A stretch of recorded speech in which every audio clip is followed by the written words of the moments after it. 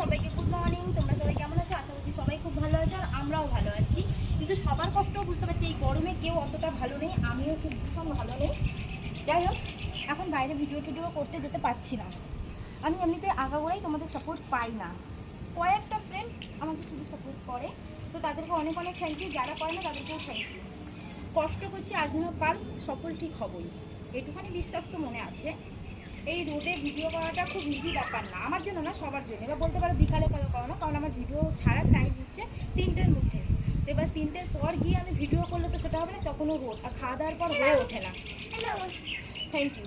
খাওয়া দাওয়ার পর হয়ে ওঠে না, তো এই মুহূর্তেই করাটা আমার কাছে ঠিকঠাক। আর ভোরবেলা উঠে করাটা যায়, ওটাই খুব ভালো টাইম, কিন্তু হয়ে ওঠে না মামার জন্য। আর এই গরমে রাতে ঘুমোও যায় না, কারণ আমার ঘরে এসি নেই, ঘুমানো যায় না।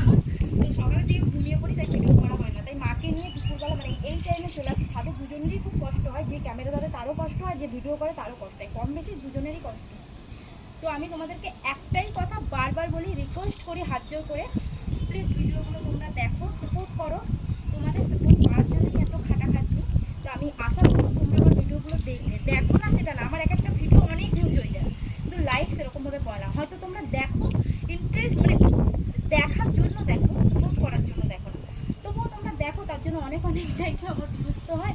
তো আমি তোমাদেরকে সত্যি মন থেকে রিকোয়েস্ট করছি হাত জোর করে, প্লিজ সাপোর্ট করো, ভিডিওটা দেখো, লাইক কমেন্ট শেয়ার করো। আর আমি লাইভে এলে প্লিজ তোমরা লাইকটা জয়েন করো, সবাই চ্যানেলটাকে সাবস্ক্রাইব করে ভিডিওগুলোকে লাইক করে দেবে।